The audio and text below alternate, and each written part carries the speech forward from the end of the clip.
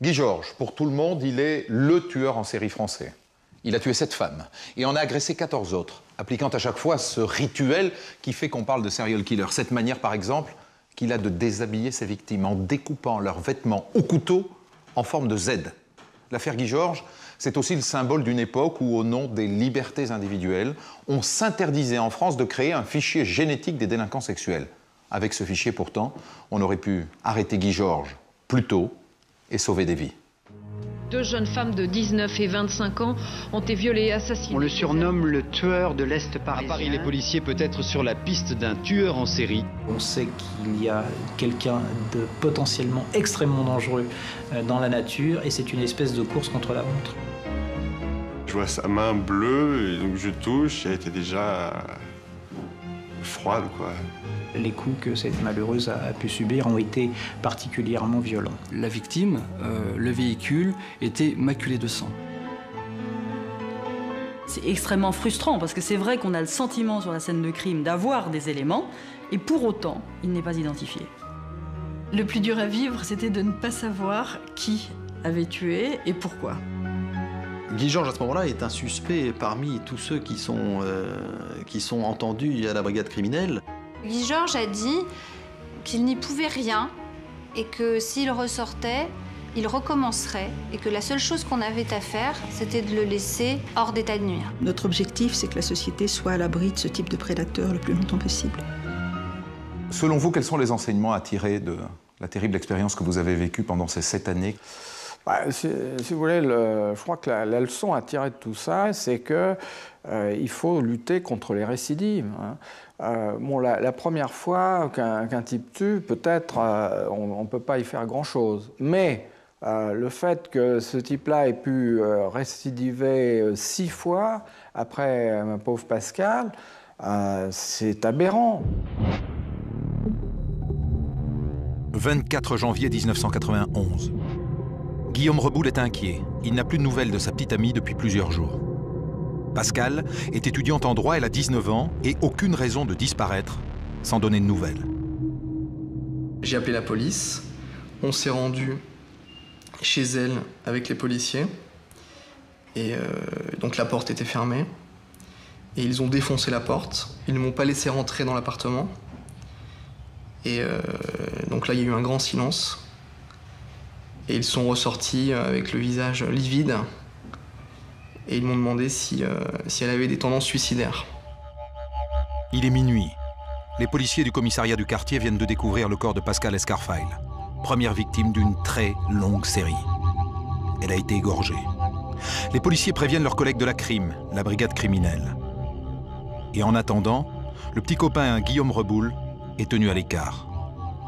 Quand les inspecteurs de la criminelle entrent dans l'appartement, ils sont effarés par ce qu'ils découvrent. Et là, tout de suite, ce qui surprend, c'est, je dirais, la particulière sauvagerie du crime auquel nous sommes confrontés. Pascal Escarfile se trouve dénudée en perpendiculaire par rapport à son lit. Elle laisse apparaître une plaie béante à hauteur du cou et puis latéralement également au niveau de la carotide. Nous avons des taches de sang qui ont été projetées sur le mur, qui sont particulièrement fines et qui laissent à penser que les coups que cette malheureuse a pu subir ont été particulièrement violents. La première approche que nous avons, c'est qu'il n'y a effectivement pas de trace d'effraction sur la porte, ce qui laisse à penser qu'elle a été forcée à ouvrir ou qu'elle a été amenée à ouvrir à son agresseur. Et puis, c'est qu'on n'a pas le sentiment qu'il a été dérobé à l'intérieur de l'appartement vraiment beaucoup de choses. Pas d'objets volés ou presque.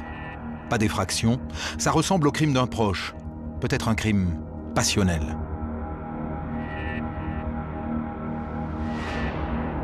Le petit ami, Guillaume Reboul, est évidemment soupçonné. Les policiers perquisitionnent chez lui, et là, ils découvrent un indice accablant. Lors de la perquisition que nous pratiquerons chez le petit ami de Pascal Escarfaille, nous retrouverons une feuille de papier qui se veut être l'esquisse d'un roman policier qui fait très largement appel à la description de la scène de crime. Enfin, c'est la description même de la scène de crime, à quelques variantes près, que nous avons eu sous les yeux. En fait, un ami m'avait prêté une machine à écrire.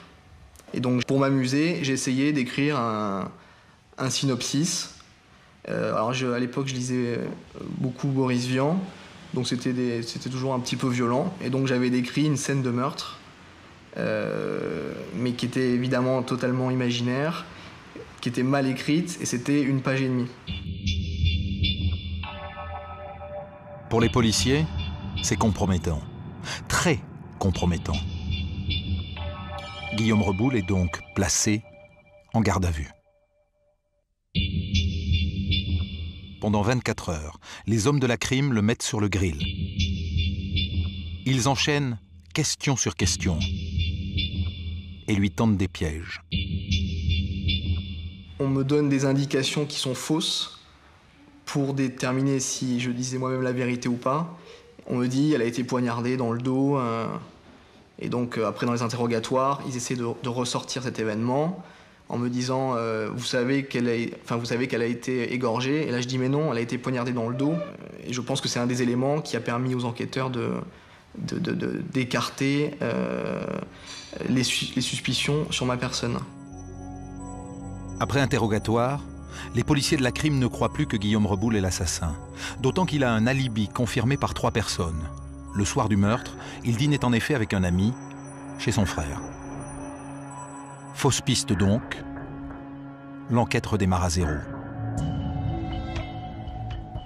Les policiers retracent l'emploi du temps de la victime et son parcours le soir du meurtre.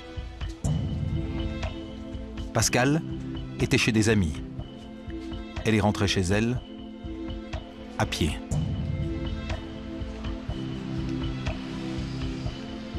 Les policiers observent que la porte d'entrée de son immeuble met 12 secondes à se refermer. Le fait que cette porte mette longtemps à se refermer, on a tout de suite compris que ou l'auteur se trouvait à l'intérieur des parties communes ou qu'il suivait sa victime immédiatement, il se situait immédiatement derrière elle. Ça faisait partie, je dirais, de ce qui apparaissait comme le plus plausible, c'était évident. Pascal Escarfaille aurait été assassiné aux alentours de 23h30. 2 voisins ont entendu à cette heure-là des bruits sourds et une discussion animée. L'assassin lui a attaché les poignets avec du sparadrap. Il a ensuite découpé ses vêtements à l'aide d'un objet tranchant, probablement un couteau. Sur le devant, son pantalon est coupé en forme de Z. La culotte est tranchée sur le côté et le soutien-gorge sectionné entre les 2 bonnets. La victime a été violée. Nous étions partis sur, je dirais, on peut le dire, un détraqué à caractère sexuel. Alors, détraqué, on ne sait pas, mais à l'évidence, c'était le mobile du meurtre.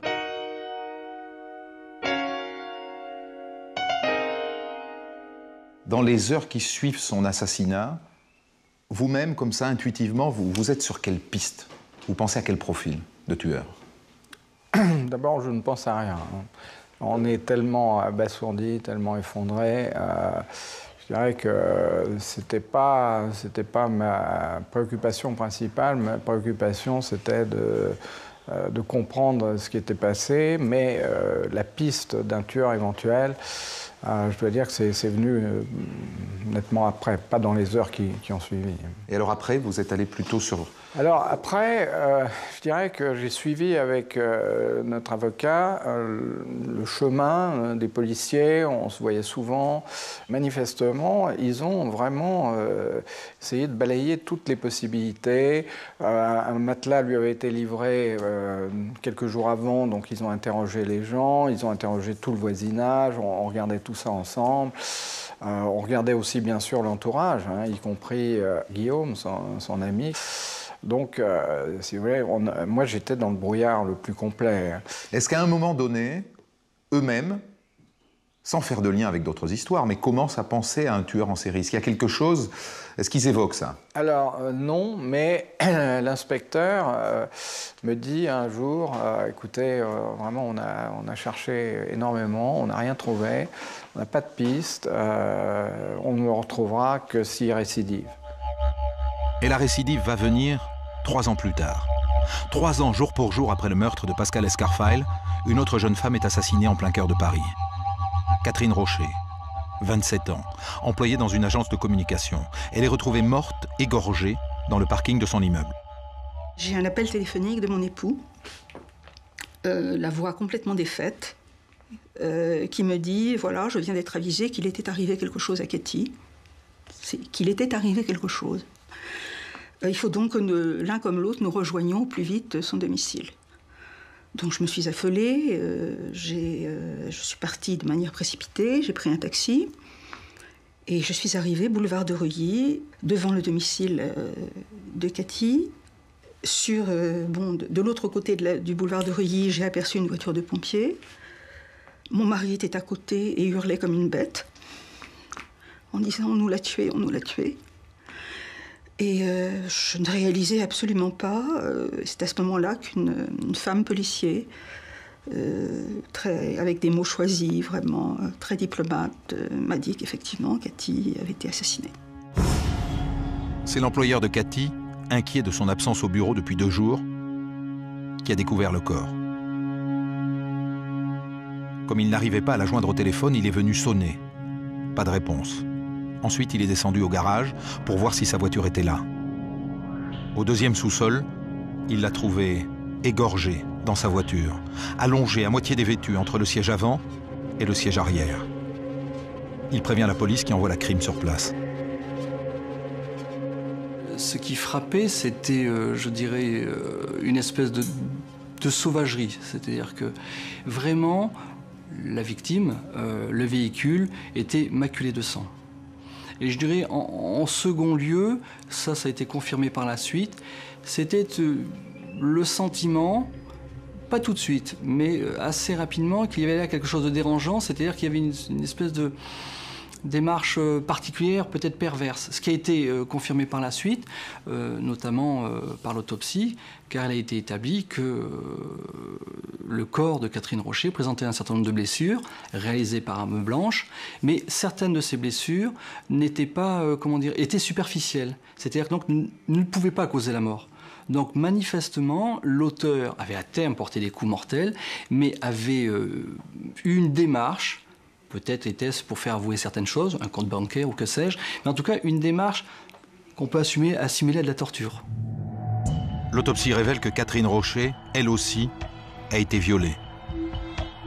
Puis torturée. Elle a les ongles cassés. Elle s'est manifestement débattue jusqu'au bout de ses forces avant de mourir. Malheureusement, l'assassin n'a laissé aucun indice. Pas d'empreinte digitale, pas de traces génétiques. Les hommes de la crime doivent se contenter d'une enquête de voisinage. Dans cette affaire, hélas, le voisinage ne nous apporte rien, à l'exception d'une chose. Nous retrouvons une personne qui nous précise que le soir des faits, par recoupement, quelques heures dans la soirée, avant l'agression dont a été victime Catherine Rocher, que donc cette personne a vu dans le garage un homme dont il nous donne un signalement. Les enquêteurs dressent son portrait robot. Il s'agit d'un Européen. Il aurait la cinquantaine, il serait grand, moustachu et légèrement dégarni. Ce dessin, il le montre à tous les voisins. Donc ce portrait robot, dans le cadre de l'enquête, il y avait d'autres choses à exploiter, était très intéressant. Puisqu'au fond, il y avait là une personne qui n'est pas censée être là, qui est vue dans le garage quelques heures avant les faits.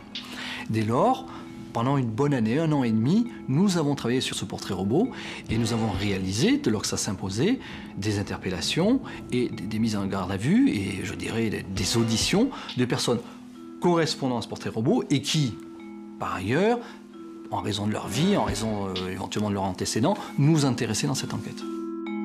Mais tout cela ne mène à rien. Les mois passent et l'enquête piétine.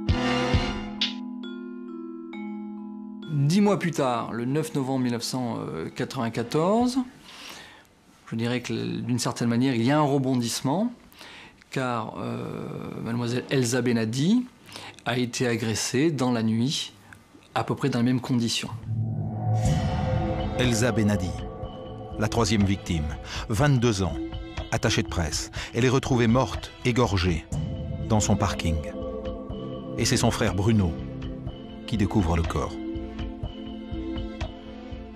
Quand je découvre Elsa, je me demande si elle est morte ou vivante, donc je l'appelle un peu en criant un peu, pas de réaction. Je la touche, je la remue un peu, toujours pas de réaction. Et là, je vois sa main bleue, et donc je touche, et elle était déjà froide, quoi. J'ai bien pensé qu'il y avait déjà plus grand-chose à faire. Elle était face contre terre entre les fauteuils avant et arrière.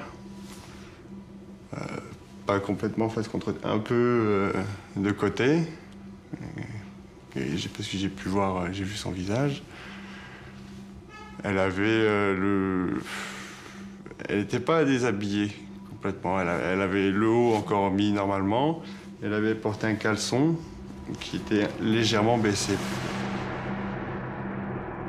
Premier constat de la police scientifique, Elsa a été violée et torturée avant d'être tuée. Les similitudes avec l'assassinat de Catherine Rocher, égorgée elle aussi dans un parking, sont saisissantes. L'enquête est donc logiquement confiée au même groupe d'inspecteurs de la police criminelle. Nous constatons que s'agissant des vêtements de la victime, le soutien-gorge de la victime est sectionné entre les bonnets. Le pantalon présentait une découpe particulière au niveau, je dirais, du bassin, notamment de la braguette du pantalon, une découpe qu'on pourrait dire, qualifiée schématiquement, c'était un Z, ça ressemblait à un Z. Un expert vestimentaire commis pour cela a établi cela de manière formelle, et même pour nous, enquêteurs, qui n'étions pas donc des experts en la matière, en voyant les photos de ces expertises, c'est-à-dire donc photos du pantalon d'Elsa Benadi et photos du pantalon de Catherine Rocher, il était flagrant que nous avions exactement la même découpe. C'est donc le même homme qui aurait tué Catherine Rocher et Elsa Benadi.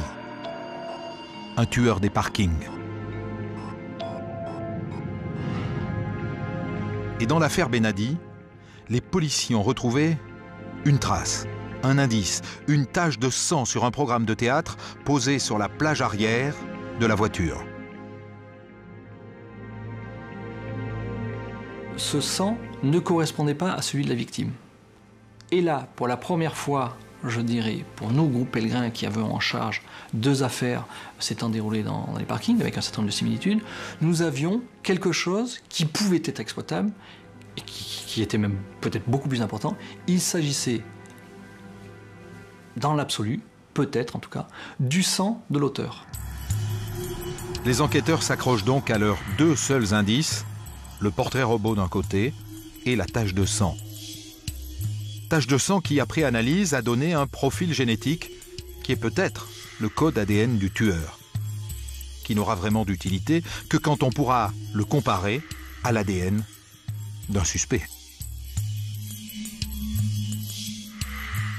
Christian Pellegrin, vous êtes commandant à la crime et à l'époque vous enquêtez sur le meurtre de Catherine Rocher et celui de Elsa Benadi, commis tous les 2 dans des parkings. Tout de suite, vous vous dites, ces 2 histoires se ressemblent? Avec certitude, puisque dans le mode opératoire, dans la nature des blessures portées aux victimes, dans le lieu de commission des faits, tout se rejoignait. Alors à l'époque, la police scientifique et notamment la génétique est au service de l'enquête. Ce sont les prémices de la génétique au service de l'enquête de police. Est-ce qu'il y a des traces génétiques communes entre les 2 meurtres? Non, il n'y avait aucune trace commune.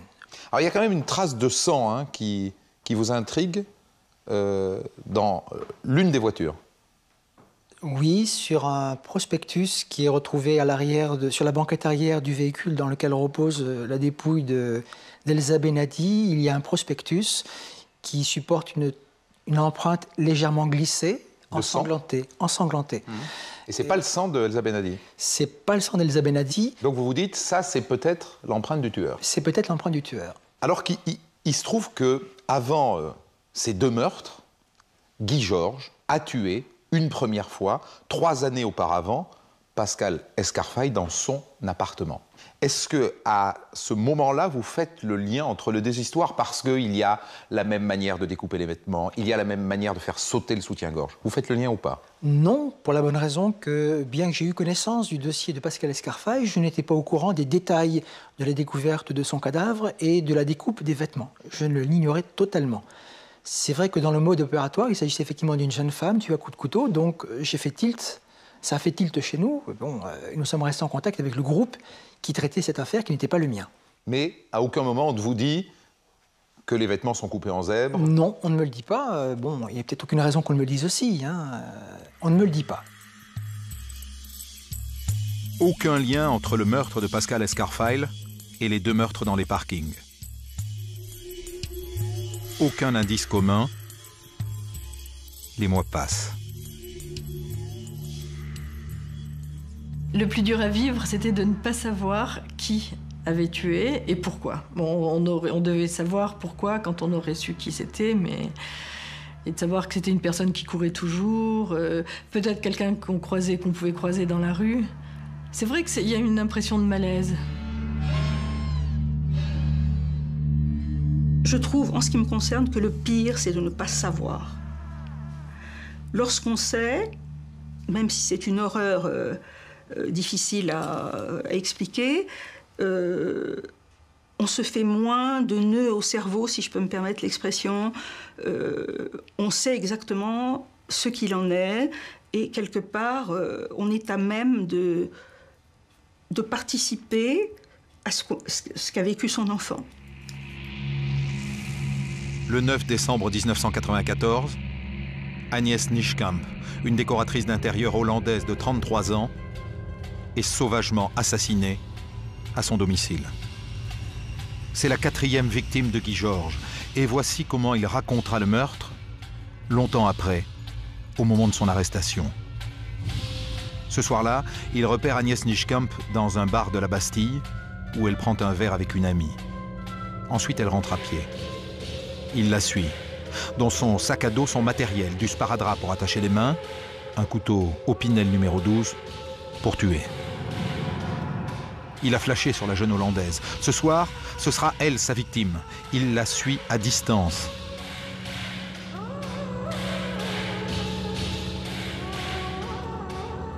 Quand elle entre dans son immeuble, il s'engouffre derrière elle. Il monte les marches sur ses traces, mais trop tard. La jeune femme a déjà refermé la porte de son appartement.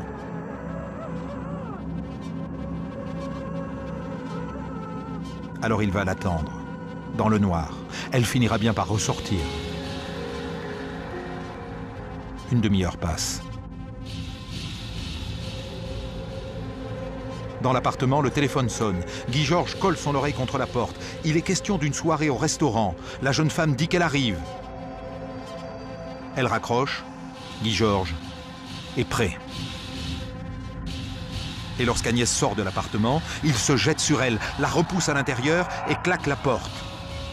Ensuite, c'est toujours le même rituel. Le bâillon sur la bouche, le sparadrap, la découpe des vêtements, le viol et les coups de couteau pour achever sa proie. Nous sommes appelés en pleine nuit pour nous rendre à cette adresse et on est donc dans cet petit appartement d'Agnès Nieschkamp où il y a cette scène de crime où elle est allongée sur son lit, dénudée, avec des traces de piquets également, il est égorgé. Et c'est une scène de crime donc extrêmement violente. On comprend aussi qu'il y a eu des violences sexuelles. Nischkampf nous fait penser extraordinairement à l'affaire Escarfaille, parce qu'il y a des similitudes. C'est un peu moins vrai dans le modus operandi avec les affaires Benadi et Rocher, qui n'étaient pas encore tout à fait reliées à celle du tueur en série. On pouvait imaginer que c'en était un autre qui était l'auteur de ces faits. Sur le corps d'Agnès Nischkamp, on a retrouvé des traces de sperme. Le tueur, là aussi, a laissé sa carte d'identité génétique. En attendant de mettre un nom sur cette empreinte, les policiers la baptisent SK1 pour Serial Killer numéro 1. Et par acquis de conscience, et même si les deux affaires ne se ressemblent pas, ils décident de comparer cette empreinte SK1 à la tache de sang retrouvée dans la voiture d'Elsa Benadi. Et ça ne colle pas. Ce qui les conduit à penser qu'ils ont affaire à deux hommes, deux assassins, qui agissent chacun dans leur coin.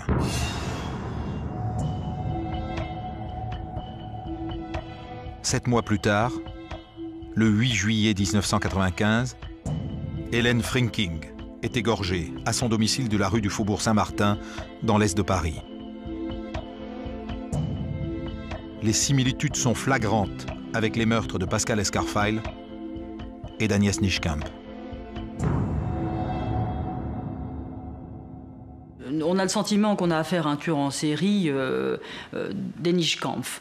Et puis Frynking, alors là, c'est la certitude, hein, donc absolue. Pour nous, on a affaire à un tueur en série. Donc c'est là, on est très très mobilisé, mais y compris dans les services à l'extérieur. C'est-à-dire qu'il y a une vigilance, on essaye de voir tout ce qui pourrait intéresser la brigade criminelle. Je dirais presque l'ensemble de la direction était sensibilisée. Si les policiers de la crime commencent à parler d'un tueur en série, c'est parce qu'à chaque fois, on retrouve le même mode opératoire. Les victimes sont attachées, pieds et poings liés avec du sparadrap, violées, puis égorgées avec ce qui semble être, disent les gens du laboratoire, un opinel taille numéro 12. Et à chaque fois, le soutien-gorge est sectionné par le milieu au moyen de ce même couteau. Les vêtements sont ensuite découpés par l'avant, au couteau, en forme de Z. C'est ça, un tueur en série. C'est un tueur qui opère toujours de la même manière. Avec un bémol concernant Guy Georges, au point où on en est de son histoire, il a tué 2 fois dans un parking et 3 fois dans l'appartement de ses victimes. Ce qui fait que les policiers ne font pas le rapprochement entre ces 5 affaires. Pour l'instant, il y a le tueur des parkings et le tueur des appartements. Et malgré tous ces indices, les enquêteurs de la crime n'avancent pas. Au 36 quai des Orfèvres, les hommes de la crime s'accrochent au rituel du tueur en série. Et notamment à cette manière particulière que le tueur a de sectionner les soutiens-gorge par le devant, qui pourrait rappeler une méthode utilisée par les secouristes. Les enquêteurs interrogent donc les ambulanciers, des pompiers, des militaires et même certains de leurs collègues, sans succès. Ensuite, ils élargissent un peu au hasard leur périmètre, interrogent des chauffeurs de taxi, des gérants de sex shop, des tenanciers de boîtes de nuit. Mais cela ne donne rien. 4 ans après le premier meurtre, l'assassin court toujours. C'est extrêmement frustrant parce que c'est vrai qu'on a le sentiment sur la scène de crime d'avoir des éléments qu'on n'a pas toujours. Hein. Il y a des tas de scènes de crime qui sont encore moins riches que ça en éléments. Et pour autant, il est vrai, il n'est pas identifié. Et oui, c'est rageant. La crime a l'empreinte génétique du tueur. Elle en est à peu près certaine. Elle en a même 2, SK1 et la tache de sang. Mais comme à l'époque, il n'y a pas en France de fichiers génétiques de délinquants, semblables à des fichiers d'empreintes digitales, alors on ne peut comparer SK1 à rien. La police scientifique n'est donc pour l'instant d'aucune aide. La logique et le flair non plus d'ailleurs. La traque de ce tueur en série, elle est rendue difficile parce que il n'y a pas de mobile apparent. Il n'y a pas de lien, jamais et en aucune circonstance, entre l'auteur et les victimes, qu'il a un comportement, je dirais, qui relève de l'instinct plus que du rationnel. Si je dois prendre l'image du joueur d'échecs, il a les blancs, on a les noirs. On ne sait pas ce qu'il va faire, quand il va frapper, et c'est ça qui est terrible, parce qu'on sait qu'il y a quelqu'un de potentiellement extrêmement dangereux dans la nature, et c'est une espèce de course contre la montre.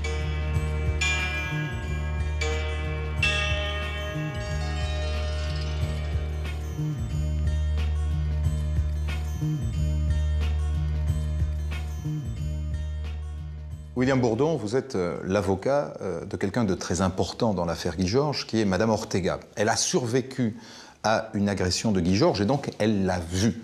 Est-ce que vous pouvez juste me rappeler qu'est-ce qui est arrivé à Madame Ortega? Les faits se passent le 16 juin 1995, elle a 23 ans. Elle rentre chez elle à Paris et au moment où elle pousse la porte d'entrée de l'immeuble, Guy Georges est là à l'affût derrière, la bloque, la menace d'un couteau et l'oblige, sous la menace de ce couteau, à lui permettre de rentrer chez elle, ce qui arrive dans les secondes qui vont suivre. Et très rapidement, il va la bâillonner et lui attacher les mains dans le dos. Avec du sparadrap. Avec du sparadrap. Ce qui est la marque de Guy Georges. Ce qui est une sorte de signature des crimes de Guy Georges. Il y en a d'autres, mais c'est une des signatures. Et il va l'obliger à s'installer sur le lit, sur le ventre, et par conséquent dans une position où elle est à la merci de Guy Georges très rapidement. L'épisode qui va être l'épisode décisif, c'est le moment où il va sans doute être très proche du passage à l'acte, c'est-à-dire du viol et du meurtre, mais il va se rendre compte qu'il y a une petite lumière. Elle habite dans un petit duplex. Il va se rendre compte qu'il y a une petite lumière en haut qui est susceptible d'attirer l'attention. Et il veut l'obscurité la plus totale. Donc, il a besoin de quelques secondes pour monter un tout petit escalier pour éteindre cette lumière. Et Elisabeth Ortega va avoir la présence d'esprit, la réactivité, l'énergie pour se saisir de ce petit répit, pour se débarrasser vaguement de ses liens et sauter brutalement pour se retrouver dans la cour. Par la fenêtre? Par la fenêtre. Guy Georges va s'en apercevoir, va lui courir après, mais il va être haletant derrière elle, et en quelques secondes, elle va se retrouver dehors, et immédiatement après la porte d'entrée dans l'immeuble, il y a un bar qui est resté ouvert, il est à peu près minuit, elle se précipite dans ce bar, et à ce moment-là, elle est sauvée. Elle a donc vu le visage de Guy Georges et naturellement les policiers lui demandent de fabriquer ce qu'on appelle un portrait robot avec eux. Absolument. Mais alors qu'est-ce qu'elle dit? De quoi est-ce qu'elle se souvient? Comment elle le décrit? Elle va le décrire comme ayant un teint un peu d'Indien, un peu marbré. C'est-à-dire pas vraiment basané, mais pas blanc non plus. Une espèce de teint un peu particulier, et qui va tout de suite d'ailleurs attirer l'attention des policiers. Le tueur a laissé chez elle une trace génétique. Absolument. Cette trace, elle figure dans la salive qui est apposée sur le mégot d'une cigarette blonde qui se trouve dans le cendrier apposé juste à côté du lit d'Elisabeth. Il a fumé une cigarette au pied du lit? Il a fumé plusieurs cigarettes et on ne doit pas oublier que l'agression va durer 45 minutes. C'est pas plusieurs minutes, c'est 45 minutes dans l'appartement.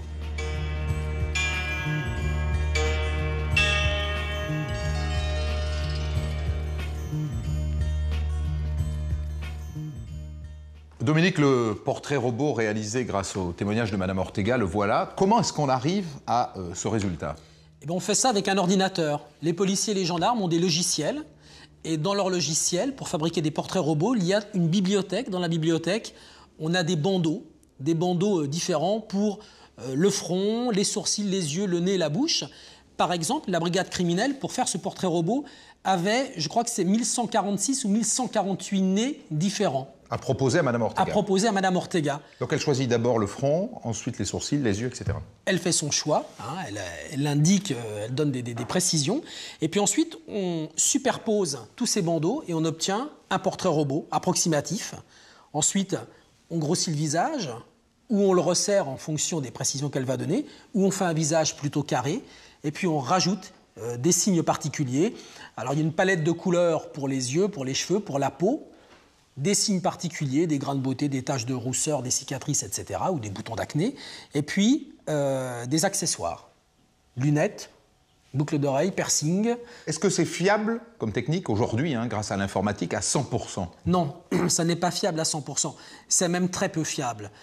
Le taux de réussite d'élucidation d'une affaire à partir d'un portrait robot, c'est de l'ordre de 4 à 5%. C'est-à-dire qu'on fait à peu près 50 portraits robots pour sortir 2 affaires. Il y a des raisons à cela. Ça n'est pas très fiable parce que souvent, les témoins ou les victimes n'ont vu leur agresseur ou l'auteur des faits que pendant un laps de temps très court. Elles l'ont vu parfois plus longtemps, comme c'est le cas pour Elisabeth Ortega. Elle est restée 3/4 d'heure ou 1 heure au moins avec Guy Georges. Mais il y a la peur, l'appréhension, le contre-coup, tout ce qu'il faut évacuer, le stress. Et les témoins ne se souviennent pas forcément bien de la personne qu'elles ont vue. Les policiers ont un autre indice intéressant, c'est une trace de pied qui est tout à fait particulière. Oui, c'est un pied égyptien. Alors le pied égyptien, c'est un pied dont le premier orteil, celui qui suit le pouce, est plus long que le pouce. Donc on appelle ça avoir le pied égyptien. Et dans l'appartement d'Hélène Frinking, après le meurtre, on retrouve dans une mare de sang une empreinte de pied parfaite avec un pied égyptien. Avec ce portrait robot et aussi avec l'empreinte de pied très caractéristique, ce pied égyptien, les policiers de la crime tiennent des indices intéressants. Mais ils ne tiennent toujours pas l'assassin. Et pourtant, ils continuent à sévir. Un soir, par exemple, ils repèrent dans la rue une jeune femme qui s'appelle Mélanie Bakou. Il la suit chez elle, dans le 3e arrondissement de Paris. Il monte l'escalier derrière elle et, arrivé devant sa porte, il l'agresse. Ce qu'il ne sait pas, c'est que dans l'appartement, il y a le petit ami de Mélanie qui surgit et le met en fuite. En courant, Guy Georges perd son portefeuille avec ses papiers d'identité. Et quelques heures plus tard, il est arrêté pour l'agression de la jeune Mélanie. Pas pour le reste. Les policiers ne font absolument pas le lien avec les autres affaires. Il est condamné à 30 mois de prison. Guy Georges est derrière les barreaux. Et au quai des Orfèvres, les policiers de la crime tentent de relancer leurs enquêtes.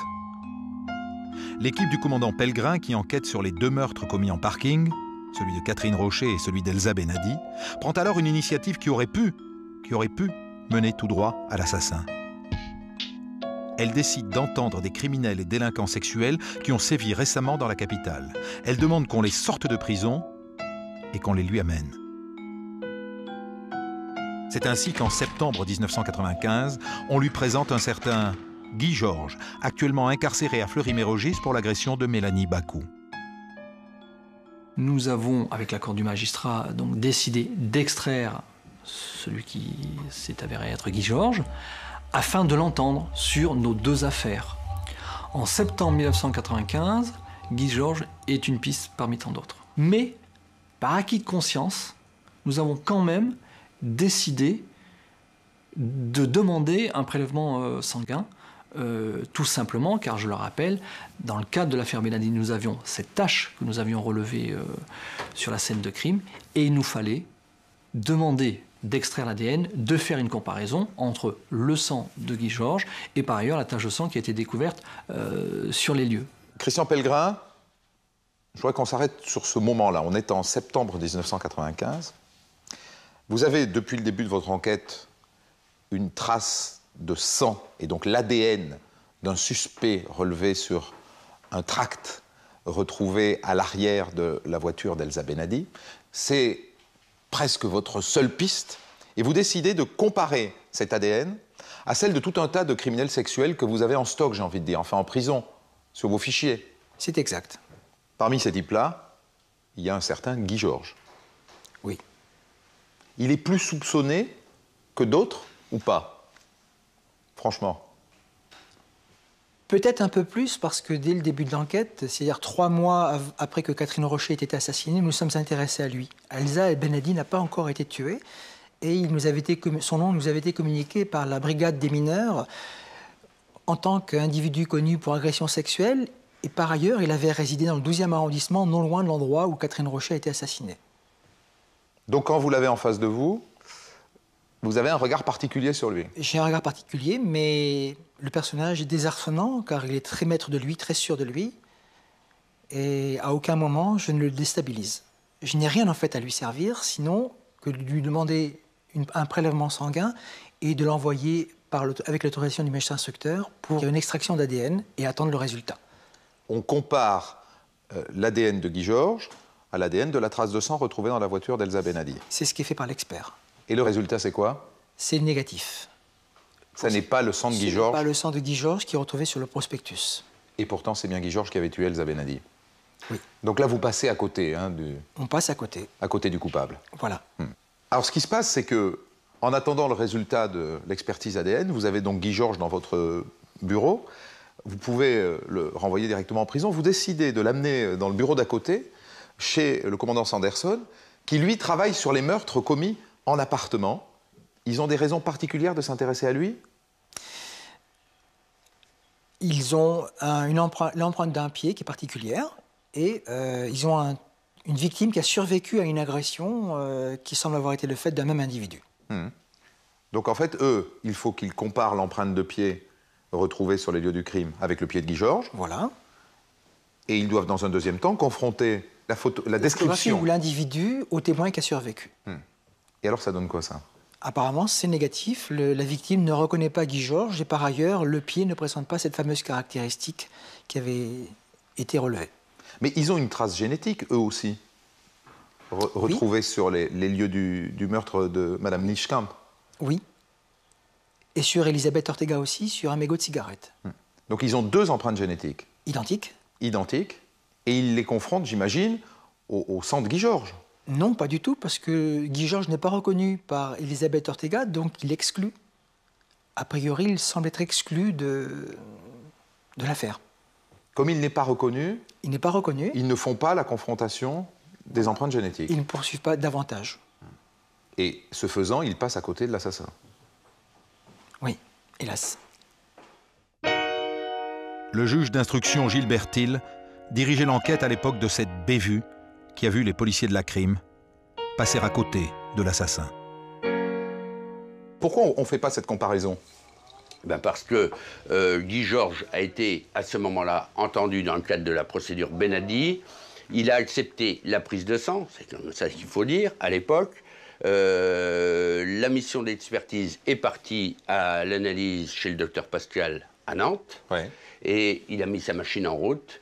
Et dès le moment où il a commencé à exploiter, à établir le profil génétique de Guy Georges, dès le moment où des discordances sont apparues avec le point de comparaison, la tache de sang, il a arrêté, c'est-à-dire qu'il n'a pas établi complètement le profil génétique de Guy Georges, puisqu'il cherchait des concordances, et dès le moment où il y a une divergence, il a arrêté le travail à ce stade-là. Alors effectivement, je vous le dis, j'aurais été mieux avisé après que Guy Georges ait été présenté dans le bureau de l'inspecteur Sanderson, qu'il a été constaté qu'il ne correspondait pas au portrait robot, qu'il n'avait pas le pied égyptien, et que de surcroît les photos ayant été prises et présentées ensuite à Elisabeth Ortega, une de ses victimes survivantes qu'il avait côtoyées dans les conditions de terreur qu'on peut imaginer, à partir de ce moment-là, c'est resté en l'état. C'est une erreur, c'est un loupé dont j'assume la responsabilité. Parce que, de fait, si à ce moment-là vous aviez fait ordonner cette comparaison génétique, Guy Georges aurait été arrêté, puis on aurait évité des morts, quoi. Guy Georges est donc libéré. Et quelques mois plus tard, il récidive.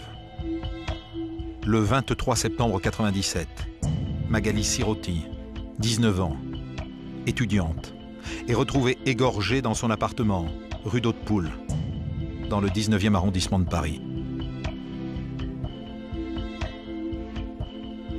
Même scénario, mais cette fois-ci, pas de traces du tueur, pas d'empreinte, pas d'ADN.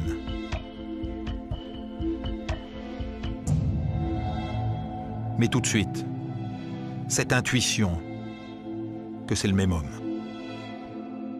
Moi, je me souviens très précisément aussi de notre arrivée sur la scène de crime de Magali Sirotti. J'ai dû arriver à la 3e. Il y avait déjà mon chef de section et un procédurier. Et ils n'ont rien dit, ils m'ont accueilli dans l'appartement. Et j'ai bien évidemment vu aussi, là aussi, cette jeune femme sur son lit, avec également, vous voyez, les mêmes blessures violentes.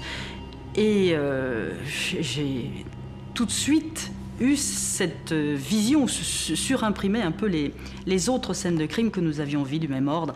Et on s'est regardé avec mon chef de section et son procédurier, et dans le silence, si vous voulez, on s'est parlé. C'est-à-dire, on s'est dit, c'est sûrement lui. D'emblée, on se rend compte que le mode opératoire qui a été employé est très similaire avec le mode opératoire utilisé par ce tueur. Et donc, l'emploi du coup de couteau et surtout la découpe du soutien-gorge par le milieu hein, avec le soutien-gorge qui reste attaché derrière et les 2 bonnets qui sont séparés de part et d'autre du corps. Bon, ça, c'est évident que ça nous ramène sur Guy Georges. Ce nouvel assassinat met l'accent sur le meurtrier en série, si vous voulez, nous rappelle que le meurtrier en série s'est remis en activité. Il n'avait pas sévi depuis 2 ans. Le tueur de l'Est parisien vient de frapper à nouveau. Magali Sirotti est la 6e victime de Guy Georges. Entre eux désormais, les policiers osent parler d'un tueur en série. Là-dessus, ils n'ont plus de doute.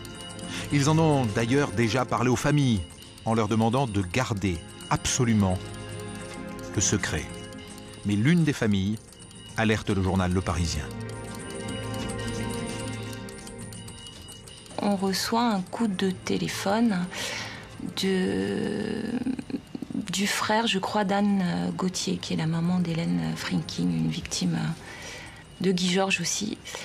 Et il me dit, écoutez, c'est bizarre, ma sœur n'a pas osé vous appeler directement, mais ça nous rappelle un petit peu le meurtre d'Hélène quelques années avant, et puis d'autres meurtres qui ont eu lieu à cette même période.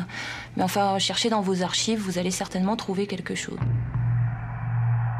Et en fouillant dans les archives du quotidien Le Parisien, la journaliste découvre qu'effectivement, il y a des similitudes entre certains crimes. La famille Gauthier-Frinking avait raison.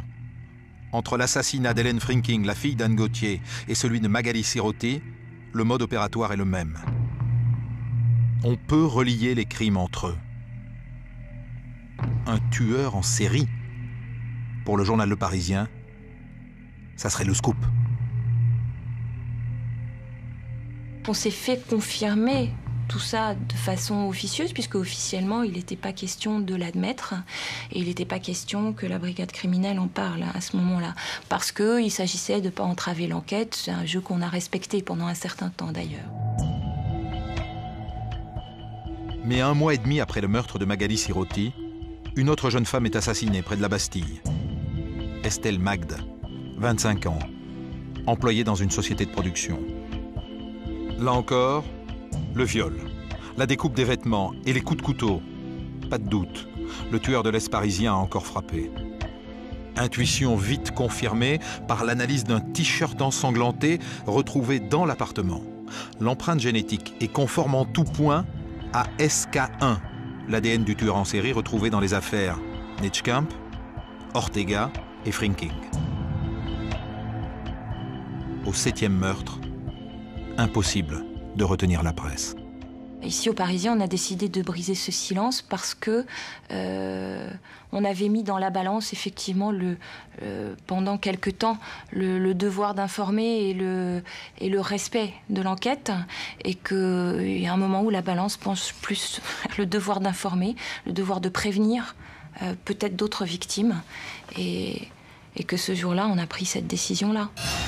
Une affaire de crime sexuel à Paris et l'on évoque déjà la possibilité d'un tueur en série. 2 jeunes femmes de 19 et 25 ans ont en effet été violées et assassinées chez elles en moins de 2 mois.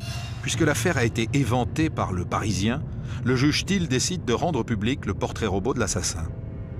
Le tueur de l'Est parisien a désormais un visage énigmatique qui vient alimenter la psychose. C'est quelque chose qui nous a été un petit peu reproché par la police dans un premier temps, parce que disait on ne veut pas alarmer. Et nous, à ce moment-là, on a fait le choix de, si, il fallait le dire, parce qu'il fallait peut-être qu'effectivement il y ait des jeunes femmes seules dans Paris qui soient au courant, qui fassent peut-être un petit peu attention si elles étaient suivies et si elles ouvraient leurs portes à un inconnu qui les aurait amadouées, quoi. Les médias peuvent parfois avoir un rôle positif. C'est l'idée de dire, bon, c'est quelque chose qui atteint la société, donc il faut que ça se sache. Bon, sur ce plan-là, pourquoi pas.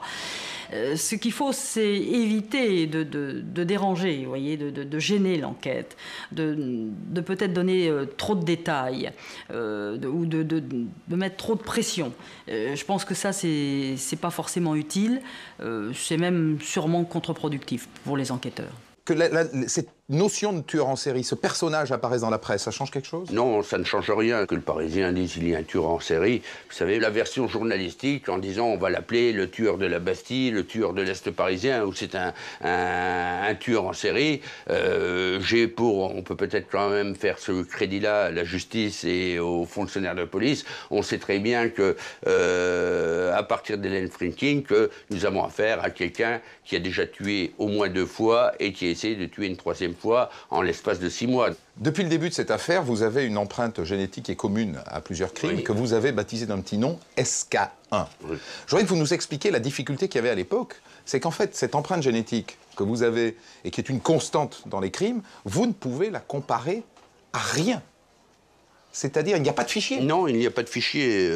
C'est un peu comme si on prenait les empreintes digitales des gens, mais qu'on n'ait pas un fichier centralisé des empreintes digitales. Il est même automatisé. Si vous aviez pu comparer à l'époque SK1 avec une fiche génétique dans un fichier de délinquants sexuels, vous auriez trouvé Guy Georges. Oui. Il aurait été dedans. Guy Georges en 1995 et une Magali Sirotti qui a été assassinée en septembre 1997 et qui avait 19 ans, qui était sur le point de se marier, et Estelle Magde, qui avait 25-26 ans, qui était assassinée à la mi-novembre 1997, serait encore des nôtres, serait encore en vie. Donc vous ne pouvez pas comparer SK1 à un fichier, et alors là vous allez prendre une initiative. Dites-nous ce que vous faites, qu'est-ce que vous ordonnez? Je fais ce que j'aurais dû faire en 1995, c'est-à-dire que là, je décide de passer en force et je demande à tous les laboratoires de police qui pratiquent de la biologie moléculaire à des fins judiciaires. Donc de l'analyse génétique. De l'analyse génétique. De vérifier dans tous leurs fichiers si cette empreinte a déjà été retrouvée. Et je demande la même chose à tous les professionnels qui travaillent dans le secteur libéral. Je leur demande de reprendre tous leurs rapports.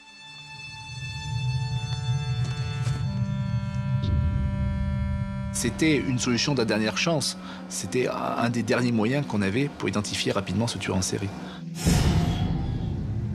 Et c'est comme ça qu'on va retrouver Guy Georges en l'identifiant, en le comparant, puisqu'il avait le même code génétique que ce fameux ADN inconnu.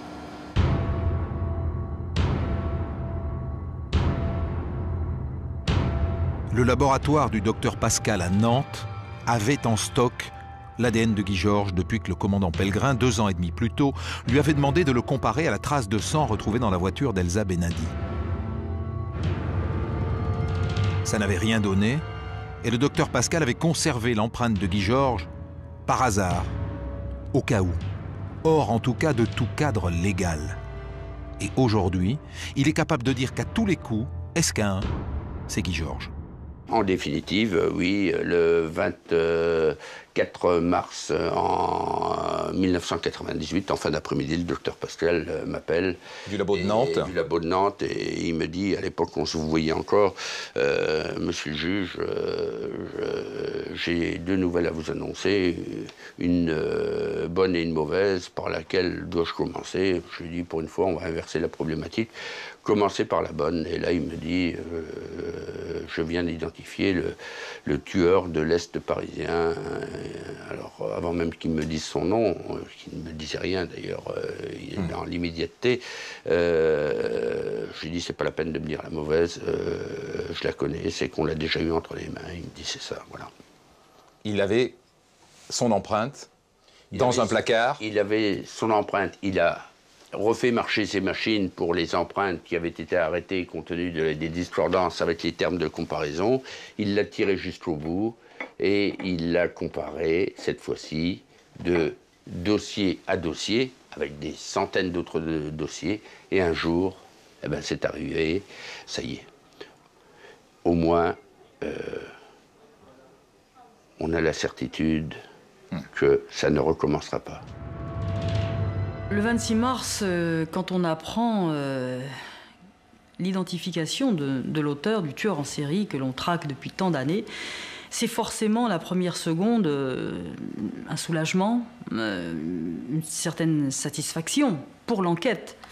Et dans les secondes qui suivent, une immense frustration, parce qu'on se dit, mais c'est inouï. Ce garçon est passé dans nos murs, enfin, donc on a tourné autour, enfin, il s'est passé. Donc quelque chose a échappé. Donc forcément, ça, c'est un côté frustrant, un petit peu décevant. Mais bon, donc dans ces cas-là, il est identifié, il faut regarder devant et immédiatement donc organiser la traque, si je puis dire, les recherches. La brigade criminelle distribue la photo de Guy Georges à tous les policiers de la région parisienne. Les gares, les aéroports sont alertés. Les policiers planquent dans tous les endroits que Guy Georges a l'habitude de fréquenter. Mais le 26 mars au matin, coup de théâtre. Le journal de Jacques Esnoux. Bonjour, exclusivité RTL à la une de l'actualité ce matin. Le tueur de l'Est parisien a été identifié par la brigade criminelle. Alors que dans le plus grand secret, tous les policiers de la capitale sont sur la piste de Guy Georges, RTL dévoile l'information au grand public au risque d'alerter le tueur qui ne savait pas qu'il était surveillé. Ce flash d'RTL, ça vous met en pétard, j'imagine? Manifestement, au départ, il y a un fonctionnaire de police ou quelqu'un qui était tenu au secret de l'instruction qui a méconnu de façon absolument considérable les obligations de son État. Ceci étant, à côté de ce comportement absolument scandaleux, il y a un comportement tout aussi scandaleux, c'est l'irresponsabilité dont a fait preuve cette station de radio et son journaliste. On ne peut quand même pas dire qu'un tueur en série est identifié pour que dans le cadre de je ne sais trop quelle surenchère médiatique, parce qu'après tout les autres embrayent derrière, et on comprend bien, et on sait très bien que c'est inéluctable, on va lui permettre de prendre la fuite. Vous piquez un coup de gueule? Oui, oui, je pars à 6 h du matin, à 7 h du matin, immédiatement à la brigade criminelle. Je m'explique assez vertement avec les responsables du service. J'apprendrai par la suite que à peu près tous les journalistes, depuis la veille au soir, étaient informés de cela.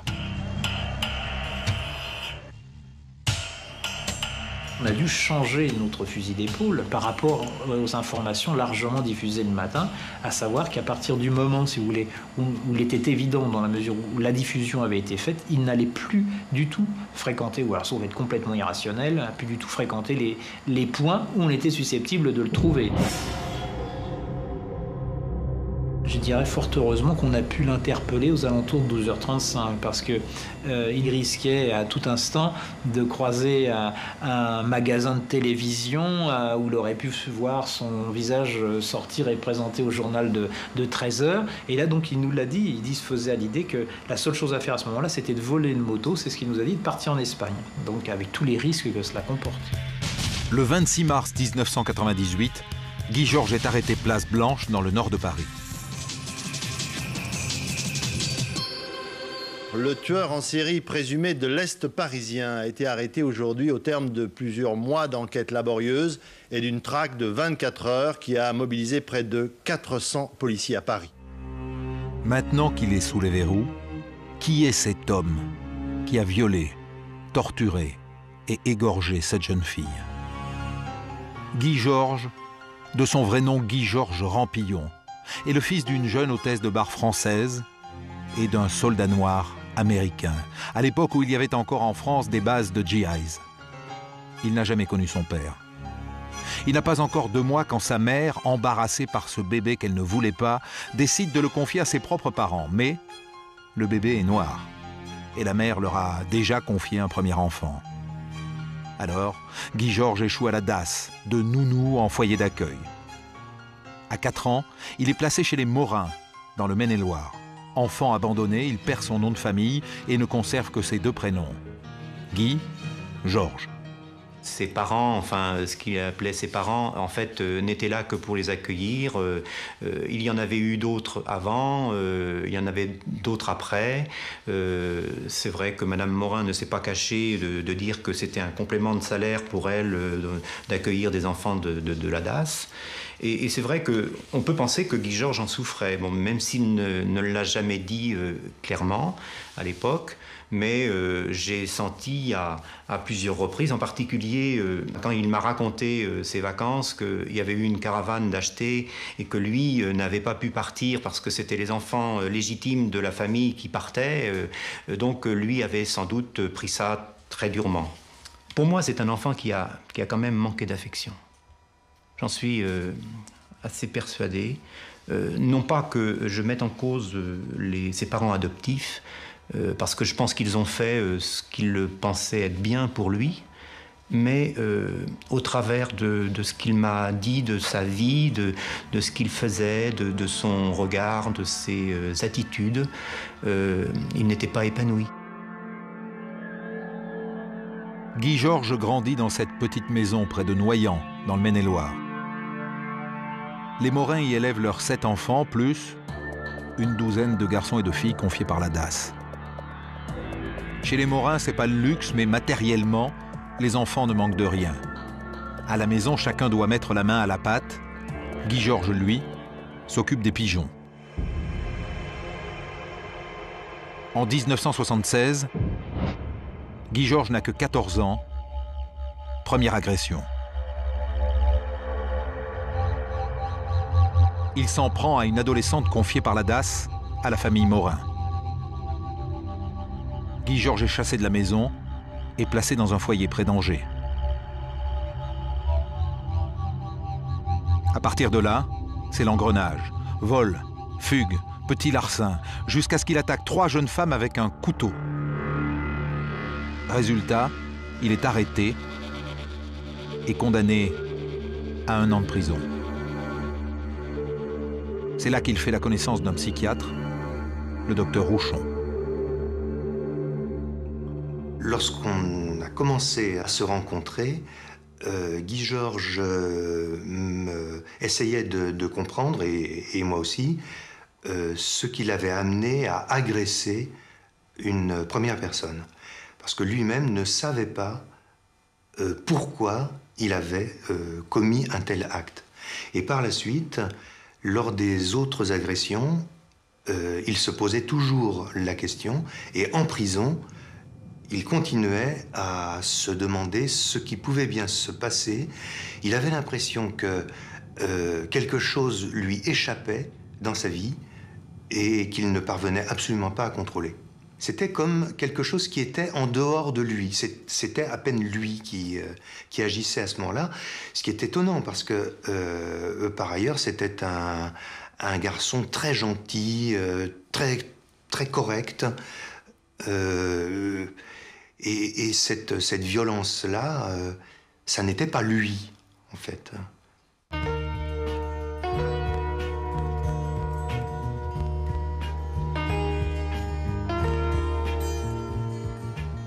Ça, c'est son casier judiciaire. Alors, la première agression, c'est en 1976. Et c'est une enfant, effectivement, qui est placée chez les Morin. Il a 14 ans. Hein. Il a 14 ans, oui. Elle s'appelle Roselyne. Ouais. Alors, il l'agresse. Bon, elle est handicapée mentale. Il l'agresse, mais ça n'est pas une agression très, très grave. Simplement, ça montre sa personnalité. Ça montre que c'est un gosse qui commence à être très violent, à manifester sa violence.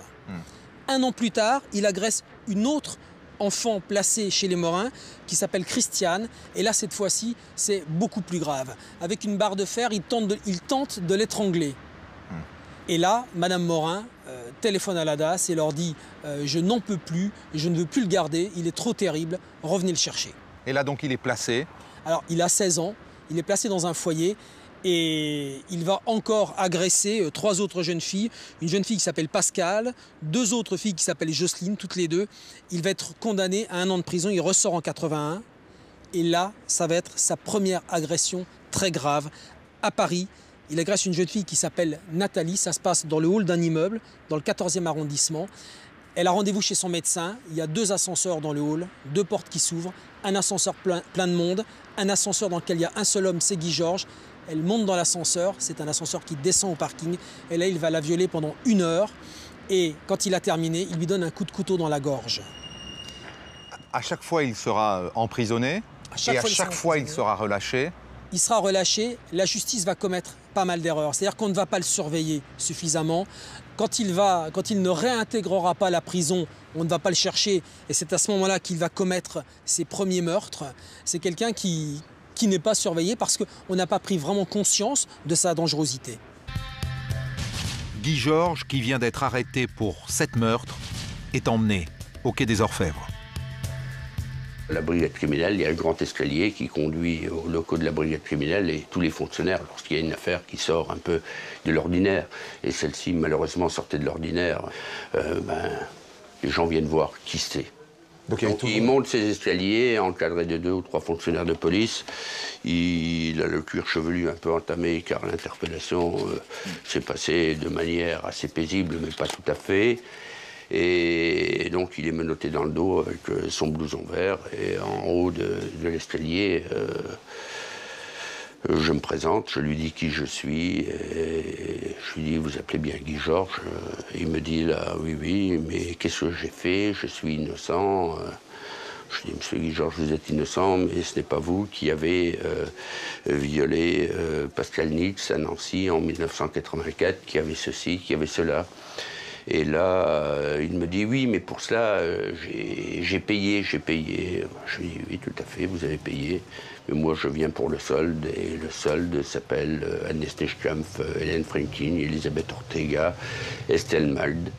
Et là, il a eu une espèce de flash. Ses yeux se sont révulsés. Il était menotté dans le dos. J'étais seul face à lui. Il tombe en arrière. Je l'ai rattrapé par le blouson. J'ai demandé ensuite à la police de le faire recoudre par un médecin, de le soigner un peu et de le conduire immédiatement après à mon cabinet, ce qui a été fait dans l'heure ou dans les 2 heures qui ont suivi. Comment est-ce que ça se passe lorsqu'il est dans votre cabinet pour ce premier interrogatoire? Il accepte d'être entendu après avoir été vu par un avocat qui assiste et je lui pose la question, est-ce que vous connaissez Hélène Franking? Est-ce que vous connaissez Agnes Nischkampf? Il me dit non. Est-ce que vous connaissez cette adresse? Non. Est-ce que vous y avez déjà été? Non. Et puis je lui soumets les résultats des empreintes génétiques et il nie absolument tout. Guy Georges n'a rien avoué au juge d'instruction. Les policiers de la crime prennent le relais et commencent par le premier meurtre, celui de Pascal Escarfile.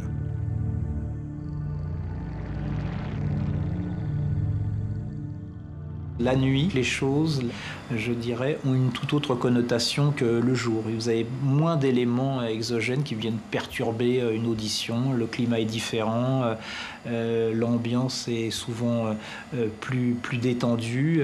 Et puis, on va essayer de faire en sorte qu'il se trouve bien avec la personne avec laquelle il est pour susciter des aveux. Et ça va très bien passer. Il va véritablement s'épancher et entrer dans des détails, je dirais, qui sont véritablement point par point, qui vont corroborer nos constatations. Guy Georges avoue. C'est lui qui a tué Pascal Escarfile en janvier 91. Et il donne tous les détails. Ce jeudi soir, il est 23h, il prend un verre à la terrasse d'un café près de Montparnasse. Il voit passer Pascal Escarfile. Elle est blonde, elle porte une jupe et une veste noire, et elle lui plaît. Guy Georges se lève et la suit. Pascal arrive au pied de son immeuble, compose son code et rentre dans le bâtiment. Comme l'avaient supposé les enquêteurs 7 années auparavant, le tueur est arrivé à se faufiler derrière elle car la porte d'entrée de l'immeuble met du temps à se refermer.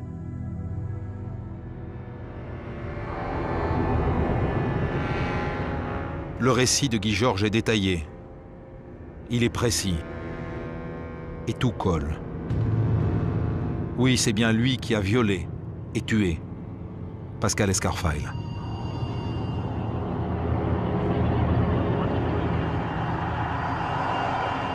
Pas de doute non plus sur sa culpabilité dans les autres meurtres commis dans les appartements. Le mode opératoire est identique, et s'il niait, les policiers ont son ADN.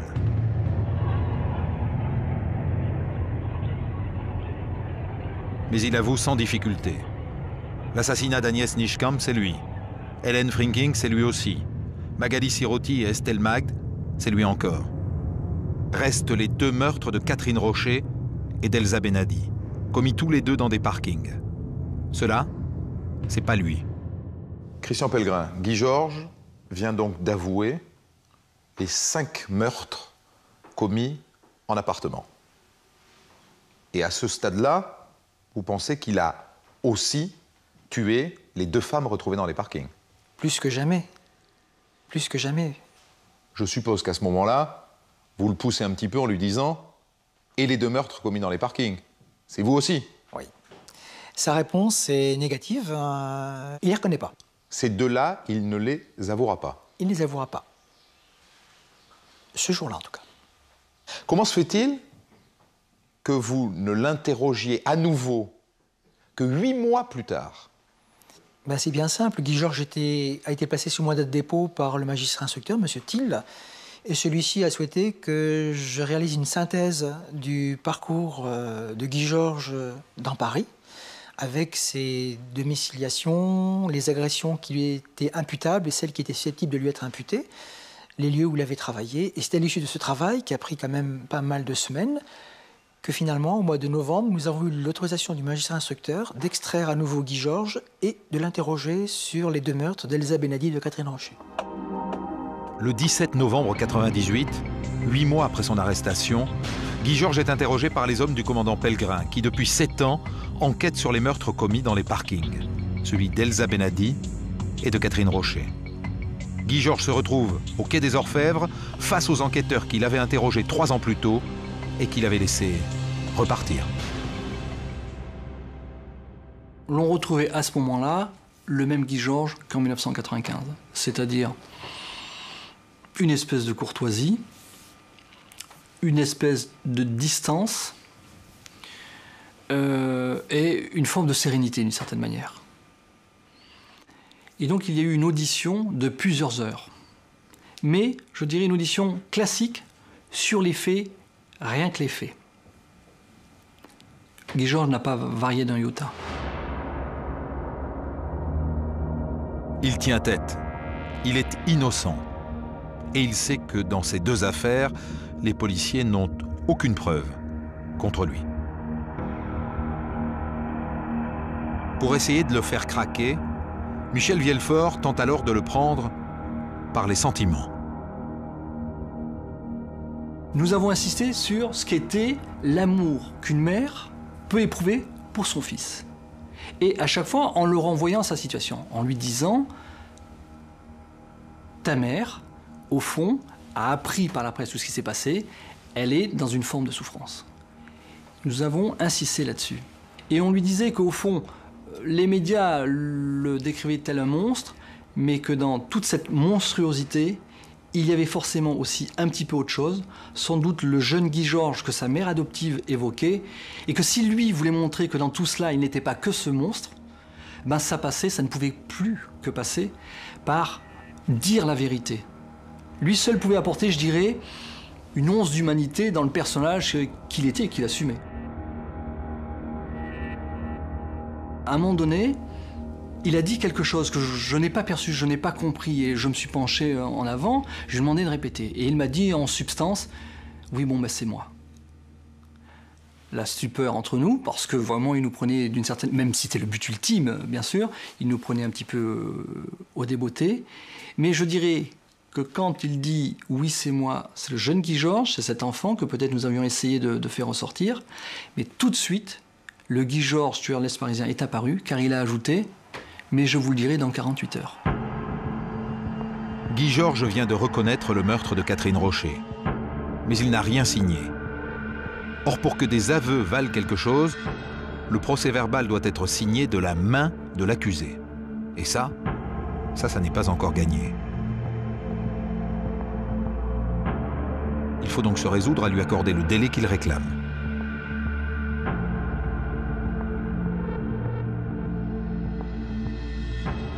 Deux jours passent. Le 19 novembre au matin, Guy Georges est de nouveau entendu par Michel Vielfort. Pendant à peu près 3/4 d'heure, nous discutons à bâton rompu, nous n'évoquons absolument pas ces affaires. Et là, il me semble qu'il est détendu, que ça se passe bien. Et en même temps, j'ai, je le confesse, une espèce d'appréhension. Il va falloir débuter à nouveau et en venir au fait. Et à un moment donné, donc, je lui propose de recommencer, de reprendre, je dirais, le fil de notre conversation interrompue 2 jours auparavant. Et là, Guy Georges se referme, c'est vraiment physique, il ne sourit plus, alors jusque-là c'était détendu, me regarde droit dans les yeux, me dit « Je ne te dirai rien, je veux rentrer en prison ». J'imagine qu'il a dû rapidement comprendre ma déception. Et là, Guy Georges me regarde bien, me laisse un petit peu, comme cela, exprimer ma déception, éclate de rire, me dit « Mais non, mais pas du tout, on va, je vais te dire, allez, je vais te dire ». Et ensuite, nous avons enchaîné l'audition, où là, à nouveau, c'est une autre facette, une espèce de Guy Georges très clinique, qui a expliqué par le menu l'agression dont a été victime Catherine Rocher. Après le meurtre de Catherine Rocher, Guy Georges avoue sans surprise l'assassinat d'Elsa Benadi.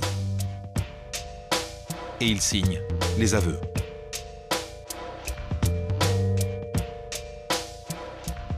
L'enquête est terminée. Maintenant, Guy Georges doit être jugé pour les 7 meurtres qu'il a commis et avoués. Le procès de Guy Georges s'ouvre le 19 mars 2001. C'est un procès à grand spectacle. Il y a les journalistes, bien sûr, nombreux, et les curieux. Mais il y a aussi les familles de victimes et leurs avocats sur le banc des parties civiles, face au box des accusés. Tout le monde attend l'arrivée du tueur de l'Est parisien. Lorsque Guy Georges a pénétré dans le box, je me suis dit, mon Dieu, il a un visage quasi angélique.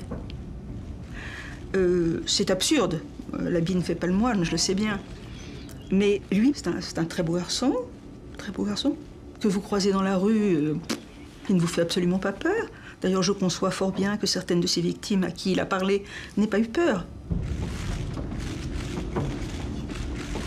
Mais c'est vrai qu'il était extrêmement arrogant, discutant en souriant avec ses avocats, laissait tout à fait supposer qu'il n'éprouvait absolument ni remords ni regrets. La condamnation de Guy Georges à la peine maximale est acquise d'avance. Mais les familles espèrent comprendre pourquoi Guy Georges a tué leur fille avec autant de sauvagerie. Mais voilà, dès le début des audiences, il revient sur ses aveux. Il est innocent, il n'a tué ni violé personne. Et au début du procès, Guy Georges nie. Il affirme que ce n'est pas lui, qu'il s'agit d'une erreur judiciaire, qu'il a avoué en garde à vue sous la pression des policiers, qu'il a reconnu devant le juge sous pression également, et que les traces ADN, ce sont des erreurs, qu'il y a une possibilité d'erreur sur 1 milliard et que c'est tombé sur cette possibilité-là. Et donc Guy Georges, très décontracté, dit « La suite du procès montrera que ce n'est pas moi, et nie tout. Ce qui est évidemment extrêmement pénible pour la famille, qui trouve que cette vérité bafouée, c'est un peu comme si on niait la vérité de ce qu'a vécu leur fille, et que donc c'est une manière de faire mal une nouvelle fois de la part de Guy Georges.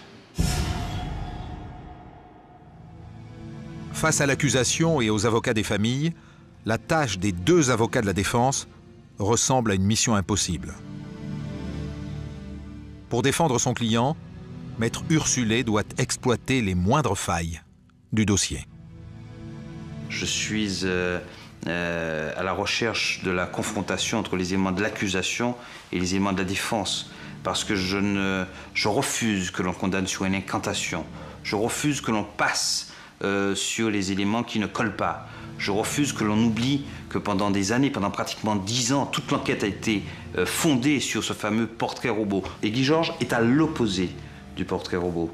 Je refuse que l'on me dise que Guy Georges a un pied égyptien alors qu'il n'a pas le pied égyptien. Je refuse tout cela au nom de la défense, parce que je refuse qu'on le lynche. Moi, je veux bien qu'on le juge, je veux bien qu'on le condamne, mais à condition que les éléments qui correspondent à l'accusation correspondent à la réalité. Écoutez, dès l'instant où il reconnaît, et dès l'instant où son ADN est retrouvé sur les lieux de certains crimes, la cigarette chez Ortega, les les spermatozoïdes sur d'autres victimes, hein, et que je pense qu'il n'y a absolument aucun doute sur l'auteur des faits. Il n'y a absolument aucun doute.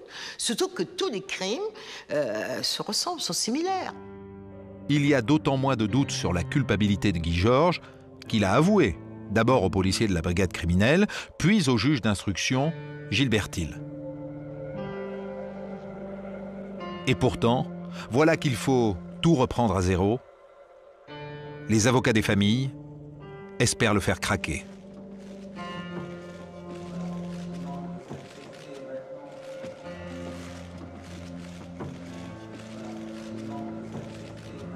Et pendant 3 jours, il n'est rien sorti de l'accusé. Il était refermé sur lui-même, il était extrêmement contracté, extrêmement tendu, et il répondait à peine aux questions, sauf quand c'était des questions sans intérêt pour lui, directement, sans danger, je dirais. Donc pendant tout le curriculum vitae, il s'agissait de parler de lui, donc là ça allait très bien. Mais soigneusement, il évitait de revenir aux faits. Pendant les 3 premiers jours, il ne s'est rien passé. Et puis les choses se sont décantées. Sur les bancs de la partie civile, on était nombreux, c'est vrai. Et j'imagine que ça ne doit pas être si facile que ça de faire face à une espèce de mur homogène. En tout cas, lui ne sait pas ce qui se passe derrière. Donc il avait quand même un bloc qui lui faisait front. Et je pense que ça ne devait pas être très facile. Pendant toute la première semaine d'audience, Guy Georges imperturbable tient tête à ses accusateurs. Les avocats des familles de victimes tentent chaque jour de percer sa cuirasse. Ils l'assaillent de questions, sans relâche. Mais l'accusé fait front. Il se contente de nier les faits ou refuse carrément de répondre. Le procès s'enlise jusqu'au vendredi, en fin d'après-midi. Et Guy Georges s'accroche à une chose, qui est qu'il y a un expert en découpe de vêtements qui dit que celui qui a découpé les vêtements tenait le couteau par la main gauche. Et Guy Georges dit... Ça peut pas être moi, puisque moi je suis droitier, donc j'aurais pas pu tenir un couteau par la main gauche, donc ce n'est pas moi, c'est la preuve, l'ADN, les aveux, rien ne compte. Ce qui compte, c'est cette erreur de l'expert en découpe de vêtements. Et je me rends compte au cours de la dernière journée que Guy Georges bouge son micro avec la main gauche, prend les photos qu'on lui tend avec la main droite, comme il le dit, mais fait passer ces mêmes photos avec la main gauche également. Et que donc il n'est pas uniquement droitier, contrairement à ce qu'il dit. Et donc, à la fin de la journée, il devait être 18h et Guy Georges était fatigué. Il avait eu beaucoup d'émotions puisque une des sœurs d'Elsa Benadi s'était tournée vers lui en l'interpellant et en lui demandant vraiment, en lui demandant droit dans les yeux, d'avouer, de reconnaître ce qu'il avait commis et que ça avait créé dans la salle d'audience une émotion certaine. Et Guy Georges, toujours drapé dans sa dignité, avait répondu que non, il n'avait rien fait, qu'il ne voulait rien reconnaître. Et à ce moment-là, en fin de journée, en dernier, je me lève pour lui demander « Écoutez Guy Georges, vous dites que vous êtes droitier, donc vous n'avez pas pu tenir le couteau par la main gauche et l'expert en découpe de vêtements dit que ce couteau a été tenu par un gaucher. Oui, c'est ça. Et vous êtes uniquement droitier. Oui, je suis uniquement droitier. Mais alors comment ça se fait que quand vous bougez les photos, vous les bougez comme ça avec la main gauche ? Et quand vous bougez le micro, vous le bougez de la même manière avec la main gauche. Pour un droitier, c'est étonnant. Et à ce moment-là, Guy Georges est complètement déboussolé. Et il s'accroche à son seul argument, qu'il n'a pas pu tenir le couteau par la main gauche. Et donc il dit, mais c'est normal parce que les photos, c'est comme ça, mais sinon... Et je dis, oui, sinon, quand vous frappez, c'est avec la main droite. Oui, c'est ça.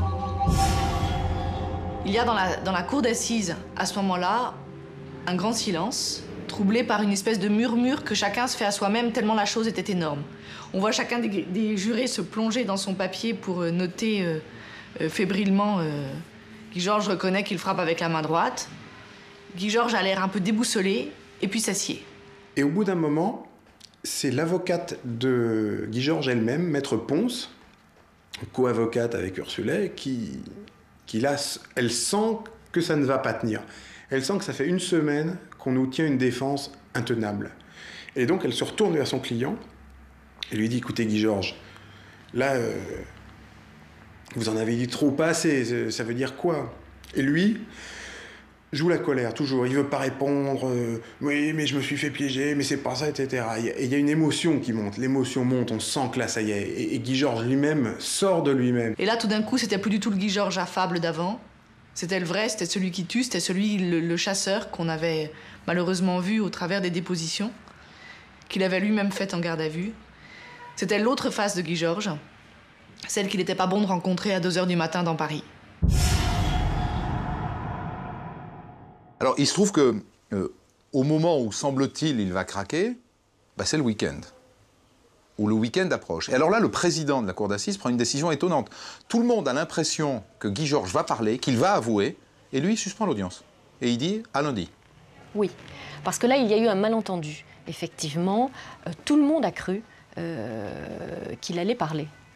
Mais nous, on savait qu'il était au contraire en train d'exploser, puisqu'en gros, il nous a dit, si ça continue comme ça, si on continue à me poser des questions, je ne parlerai plus, je ne viendrai plus à l'audience. Et si le président a suspendu, ce n'était pas une erreur de sa part, c'était au contraire quelque chose de bien mesuré pour effectivement qu'on n'aille pas au clash et que le procès ne s'arrête pas. Vous le voyez, vous, pendant le week-end? Oui. Et vous sentez que le lundi... On sentait bien pendant ce week-end, on a bien senti que tout basculait et qu'il fallait peut-être qu'il arrive à admettre quelque chose. Mais ne croyez pas que pendant le week-end, il nous a fait des confessions. Pendant le week-end, c'était plus je veux plus de ce procès, je veux plus y aller. N'empêche que le lundi matin, il ne vient pas à l'audience. Le lundi en début d'audience, nous apprenons effectivement qu'il refuse, qu'il a refusé d'être extrait, ce qui est son droit absolu le plus strict. Tout accusé a le droit de refuser d'être extrait. Mais c'est aussi le droit du président de décider une extraction de force. Et c'est ce qui a eu lieu. Donc on est allé le chercher, donc on l'a extrait de force de sa prison, on l'a habillé de force et on l'a amené effectivement dans le box. D'ailleurs, il arrive à l'audience et il dit « je pisse sur la justice », c'est ça? Il a des propos effectivement assez violents. Ça se calme assez vite. Et le mardi suivant, il craque. Le mardi, en tout début d'après-midi, au 7e jour du procès, Guy Georges arrive dans la salle des assises, métamorphosé. Il a le crâne rasé, il est tout de blanc vêtu. C'est un autre homme qui pénètre dans le box. C'était le jour où devait venir Elisabeth Ortega, la rescapée.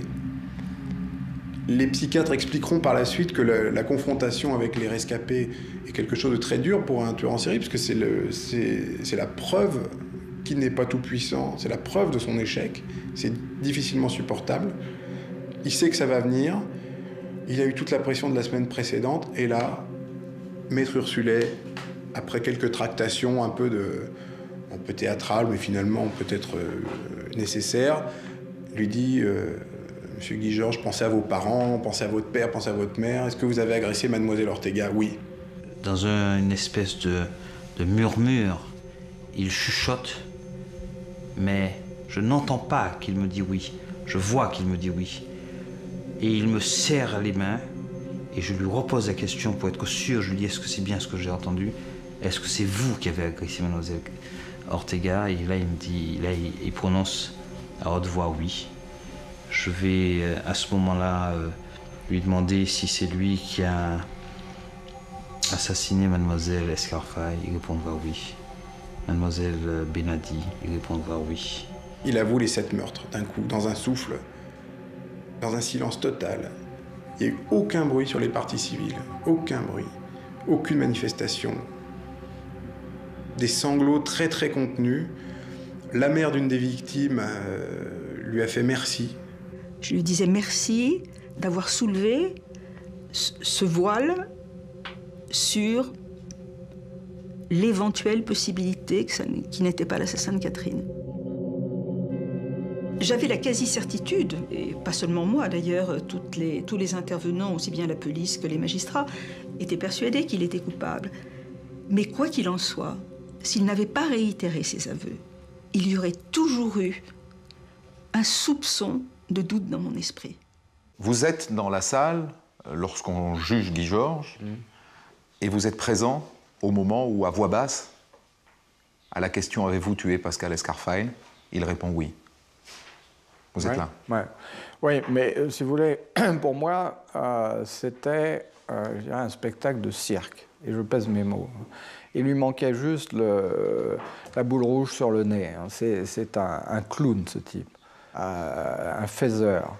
Donc, le moment des aveux, c'était préparé. Il est arrivé en pull blanc, je suis l'agneau qui vient de naître, alors qu'avant, il était toujours en costume, en pull sombre. Donc, tout était artificiel, faux. C'était complètement écœurant. Et j'ai trouvé ça honteux vis-à-vis des familles, honteux. Mais en même temps, les avocats ont voulu qu'il avoue pour vous. Ils ont organisé les aveux pour vous. Non. Vous ne croyez pas ça? Non. C'était une stratégie, paraît-il, classique, où on commence par nier, puis ensuite on avoue. Ceci dit, je suis content qu'il ait avoué.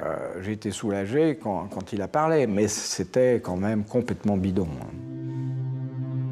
Sans surprise, le 5 mars 2001, après presque 3 semaines de procès, Guy Georges est condamné à la peine maximum. Réclusion criminelle à perpétuité, assortie d'une période de sûreté de 22 ans. Mais les familles quittent le palais de justice sans avoir obtenu de réponse à toutes leurs questions. Personne n'a pu expliquer pourquoi ces 7 jeunes femmes ont été tuées avec autant de sauvagerie. Guy Georges avait préparé une liste de questions. À la fin de son propre procès, a priori, quand on est jugé, on vous pose des questions, vous répondez. Et ben, au moment où Guy Georges va disparaître, parce qu'après, on va le revoir pour la condamnation, puis après, il va repartir pour toujours en prison. Au moment de disparaître, Guy Georges, il a une liste longue comme le bras de questions. Pourquoi on a changé mon nom quand j'étais petit? Pourquoi on n'a jamais voulu m'expliquer pourquoi on a changé mon lieu de naissance? Pourquoi on a dit que j'étais homosexuel alors que je ne l'étais pas? Pourquoi? C'était stupéfiant. C'est-à-dire qu'on avait essayé de comprendre cet homme pendant 3 semaines, et lui, au dernier moment, il nous demandait qu'on lui explique encore. Il voulait encore qu'on lui explique pourquoi.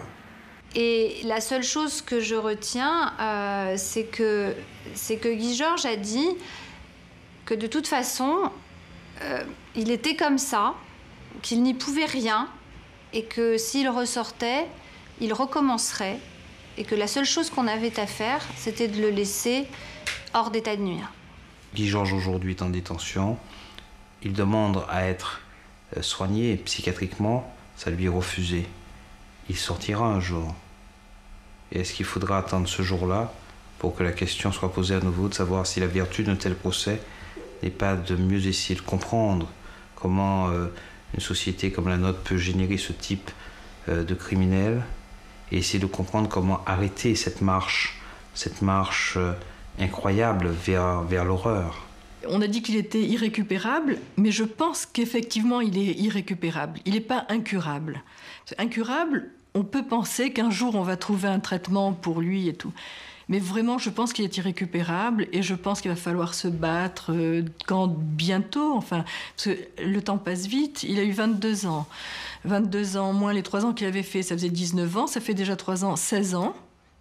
Dans 16 ans, s'il demande à sortir, mais si je suis encore là, je peux vous dire que je ne laisserai pas passer. Notre objectif, c'est que la société soit à l'abri de ce type de prédateur le plus longtemps possible.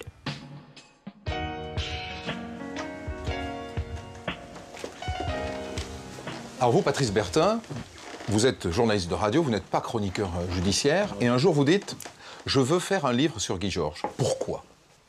Alors ce jour-là, je suis devant mes télévisions à France Inter, et je vois le début du procès de Guy Georges, c'est-à-dire ce qu'on a le droit de filmer. Et je vois, comme tout le monde, comme la France entière, je vois un assassin souriant, sympathique, beau garçon, les yeux verts, qui commence visiblement à avoir un rapport de séduction avec tout le monde. Et je suis interpellé, choqué par ce Guy Georges, le sourire du tueur. Ça, immédiatement, ça m'interpelle. Et juste juste après le procès, c'est-à-dire 3 semaines après, nous faisons à France Inter une émission sur Guy Georges. Et il y a une grosse proportion de questions qui tournent autour de « mais qu'est-ce qui va arriver en prison à Guy Georges ? Mais qu'est-ce qui va devenir ce pauvre homme ?» etc. Les questions tournent plus sur l'assassin que sur les victimes. C'est-à-dire qu'il y a de la fascination pour le serial killer. Ce qui est fascinant, au sens étymologique du terme, chez Guy Georges, c'est qu'il avance totalement masqué. Il y a des serial killers qui... Comment dirais-je, que si on les croise dans la rue, on a envie de changer de trottoir parce qu'on se dit... Mais c'est pas le cas de Guy Georges. Guy Georges, on pourra prendre un pot avec lui en ce moment. Ça, c'est assez fascinant. C'est-à-dire le fait d'avancer masqué et de ne pas montrer sa dangerosité avant le passage à l'acte. On se dit, le simple fait de le croiser dans la rue peut équivaloir à un arrêt de mort. Et ça c'est fascinant. Et alors les victimes, comment prennent-elles ces familles-là cette fascination qui donne lieu à de nombreux livres pour les tueurs en série? Elles ont compris et intégré qu'on ne peut pas dénoncer un crime sans parler du criminel. Ça, elles l'ont compris et intégré. En même temps, ce qu'elles ne peuvent pas parvenir à comprendre, c'est que, quelque part, Guy Georges a peut-être un avenir. Il a peut-être un avenir en prison. Il a peut-être un avenir même, j'allais dire, romantique, affectif ou plus en prison. Il peut construire des projets en prison. Il a un fan club. Il a des amoureuses. Il en a eu plusieurs. Il a une ébauche de vie sentimentale. Et ça, elles ne peuvent pas l'admettre. Il y a aujourd'hui des femmes que Guy Georges fascine au point qu'elles lui écrivent en prison et elles le rencontrent au parloir? Il y en a des dizaines et des dizaines.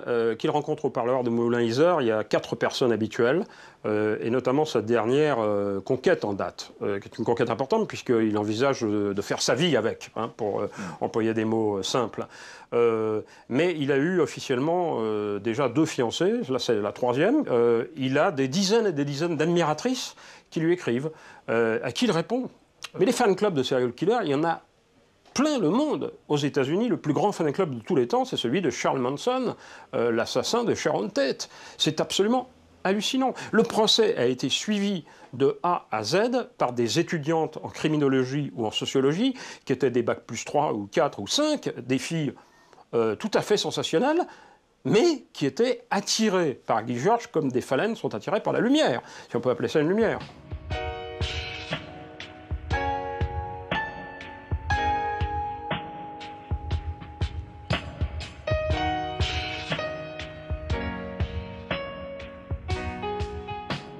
Si on n'a pas percé aujourd'hui le secret de la sauvagerie des crimes de Guy Georges, une chose est certaine, son histoire a secoué la justice française. À cause de lui, on a changé la loi et créé un fichier centralisé des empreintes génétiques dans lequel sont répertoriées désormais les empreintes génétiques de tous les délinquants condamnés.